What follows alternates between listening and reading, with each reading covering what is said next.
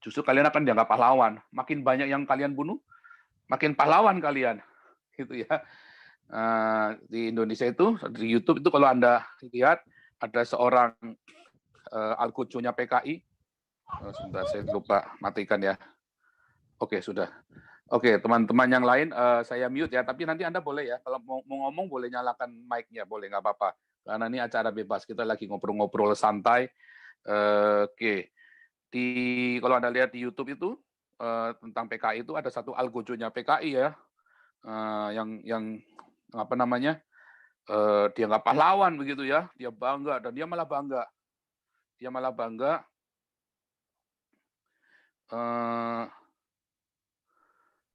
karena membunuh banyak sekali, ya, membunuh banyak sekali anggota PKI, gitu ya.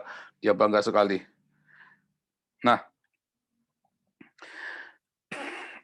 ya nanti Anda bisa lihat lah di YouTube itu banyak sekali ya viral itu ya, apa namanya, algojo pembantai PKI, algojo yang membantai.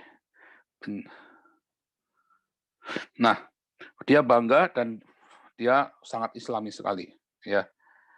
Begitulah, itu kira-kira ya, kira-kira seperti itu. Nah, karena di zaman itu memang hukumnya begitu nggak jelas. Lalu sejak tahun itu orang yang berseberangan dengan Islam akan selalu dicap PKI. Asal dia berseberangan dengan Islam, PKI.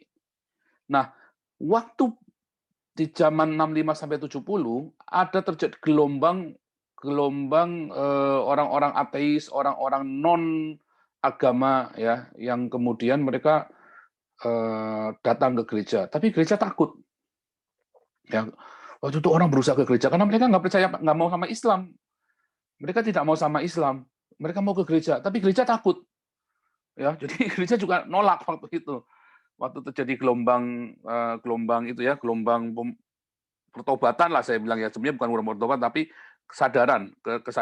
kesadaran beragama begitu ya. Nah, orang-orang itu masuk gereja tapi takut. Nah, kemudian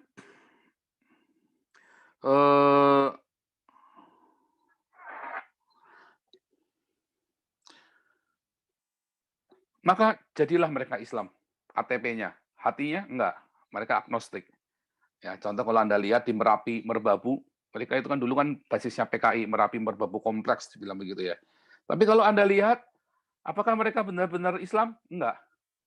Waktu Merapi itu meletus, ya, waktu Merapi itu meletus, erupsi Gunung Merapi berkali-kali, gereja masuk ke sana. Oh, mudah sekali, mereka kemudian menjadi Kristen dengan mudah. Ya, sampai mualaf center kejang-kejang tuh ya. Wah, dia bikin pencitraan segala macam.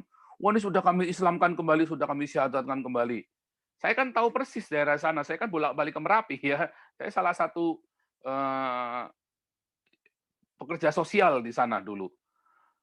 Jadi nggak ada di Islam. Saya kontak sama teman-teman ya yang waktu itu kan 4 tahun yang lalu, kalau nggak tahu 3 tahun yang lalu ya, si Stephen Indra Mualaf Center itu pencitraan.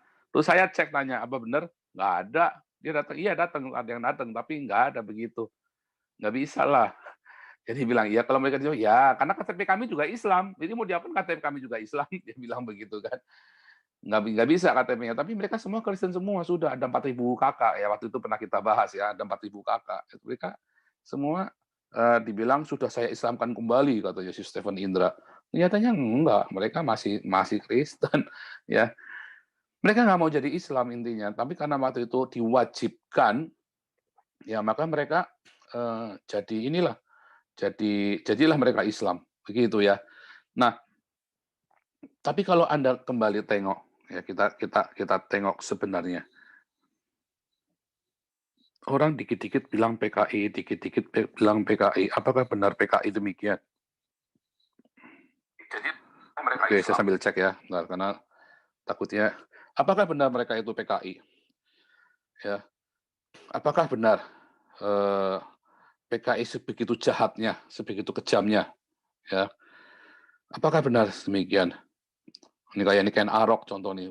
Paulus yang ini PKI, berlindung atas nama Tuhan. tapi tabiatnya adalah tabiat PKI.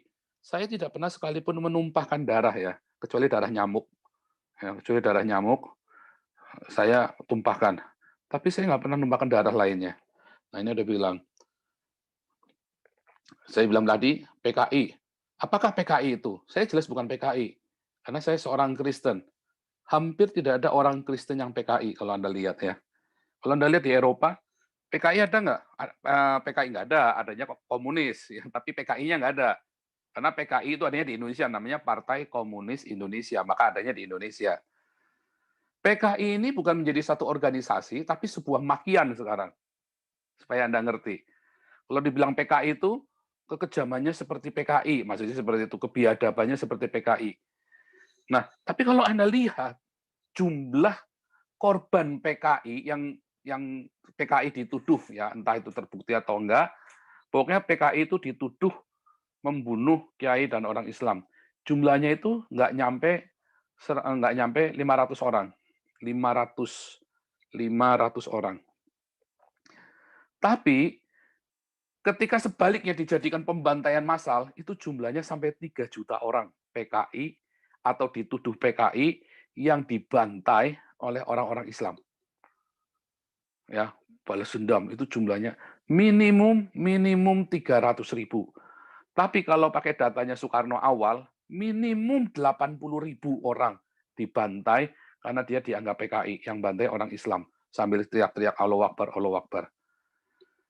Jadi kalau Anda lihat, kita kalau Islam di seluruh dunia kita sudah tahu ya, biadab ya. Ada korbannya itu jutaan ya. Tapi kita cerita di Indonesia saja lah. Minimum di Indonesia, jumlah yang orang Islam yang dibantai oleh PKI, baik terbukti maupun tidak terbukti, nggak nyampe 500 orang. Tapi jumlah orang yang dituduh PKI dan dibantai atas nama Allahu Akbar, sambil teriak-teriak Allahu Akbar gitu ya, itu jumlahnya 3 juta, minimum 80.000 kalau pakai datanya Soekarno. Tapi waktu itu Menteri Soekarno bilang enggak, itu bisa 5 kalinya. Jadi 80.000 kali 5, 400.000. Komnas HAM menghitung minimum 500.000. Komnas HAM menghitung ya. Nanti kita lihat, saya ada sajikan data-datanya. Jadi ada apa ya, pengkaburan fakta ya. Kalau PKI membunuh maksimum 500 orang Islam, tapi orang Islam membunuh minimum 500.000 sampai 3 juta orang atas nama Allahu Akbar. Coba Anda bandingkan, lebih mana? Lebih biadab yang mana dari jumlah korbannya? Ya. 1/10 itu ya kira-kira ya. 1/100, sorry. 500, 1/1000 kebiadabannya PKI sama orang Islam di Indonesia itu. 1/1000, bayangin. 500.000 dibanding 500 tadi kan? Ya. Bahkan kalau yang tercatat korban PKI Madiun, yang PKI memberontakan Madiun itu tahun 1948, jumlahnya cuma 17 ekor. 17 ekor aja. Ya nanti ada lagi yang bilang, oh itu kan tahun 63 ada lagi, tahun 67 ada lagi. Iya, di total semua jumlahnya maksimum 500. Tetapi jumlah pembunuhan oleh PKI, oleh orang Islam berseru-seru Allahu Akbar, itu antara 500.000 sampai 3 juta orang dibunuh. Belum lagi yang masih hidup dibuang, langsung diangkut, langsung dibuang. Ya, belum lagi keluarganya, belum lagi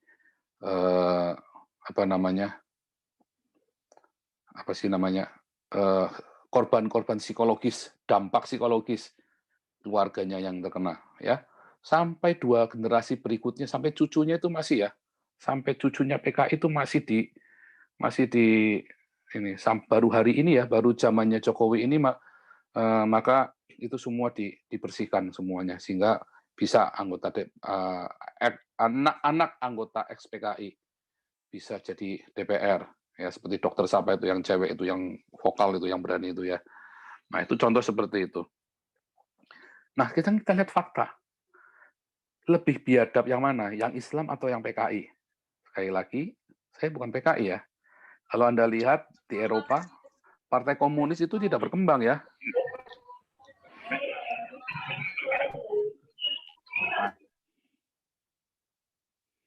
Kalau Anda lihat di Eropa, partai komunis nggak berkembang. Partai komunis itu ada di Eropa, tapi nggak berkembang. Bahkan di Jerman, yang bekas komunis itu, separuh Jerman kan bekas komunis. Ya, saya pernah tinggal di wilayah bekas komunis DDR, ya, yaitu di Erfurt. Cukup lama ya saya di Erfurt ya, sebelum nah, itu juga nggak ada.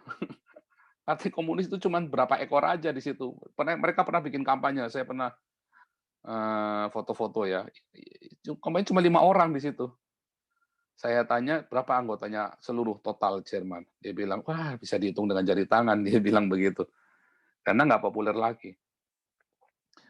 Nggak berkembang. Komunisme itu nggak akan berkembang di negara yang penduduknya mayoritas Kristen. Karena memang bertolak belakang sekali ajaran komunisme dengan ajaran di dalam Alkitab. Nah, kalau Anda nonton filmnya Dying of the Light, ya berkali-kali saya sudah sampaikan, nanti Anda akan melihat kemiripan Islam dengan paham komunisme.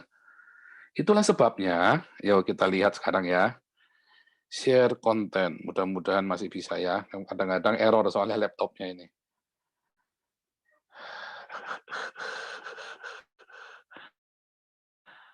Haleluya.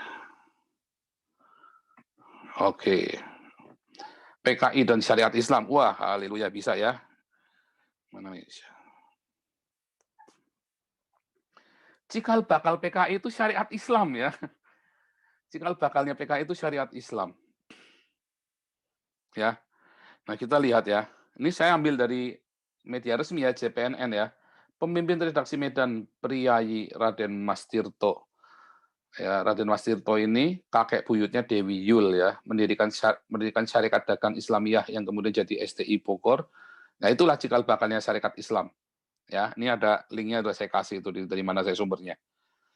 Dr. Cipto Mangunkusumo dalam Nar Unleading van the Religious menulis Tirto have the leading over Haji Samanhudi van Solo. Tirto menyerahkan kepemimpinan SI kepada Haji Samanhudi.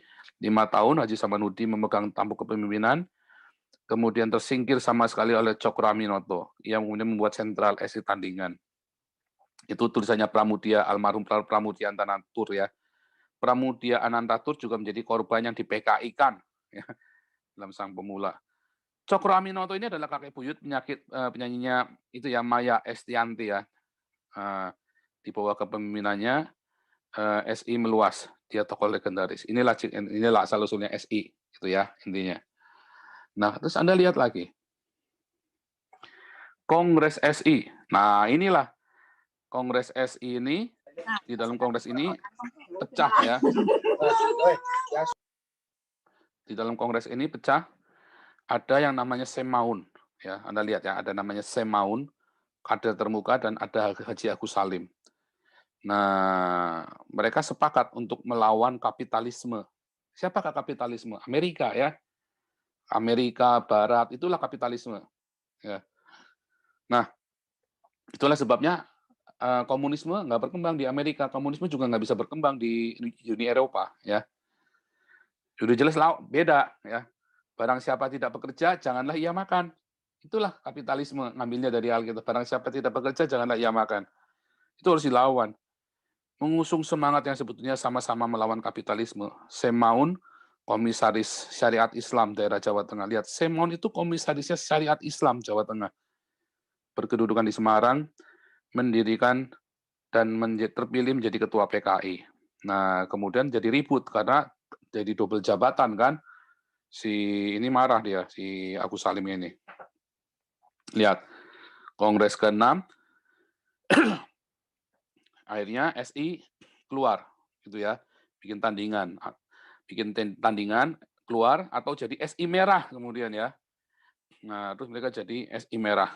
Nah, SI merah itulah yang kemudian cikal bakalnya PKI. Di situ nanti Anda akan tahu ada yang namanya ada orang-orang para santri-santri yang ikut mendirikan PKI ya. misalnya Haji Misbah, ada Haji Misbah, ada Muso, ada Mussolini, ya, ada Mussolini, ada Muso, bukan Mussolini tapi Muso ya, ada Muso, ada Haji Misbah. Nah itu semua adalah santri-santri Tan Malaka, ya itu semua. Ini semua saya ngambil dari secara resmi ya. Nanti semoga-moga narasumber kita kapan hari di waktu mendatang bisa gabung. Kita akan kembali ya cerita lagi ya tentang komunisme ini ya. Saya hanya sekilas singkat aja. Nah,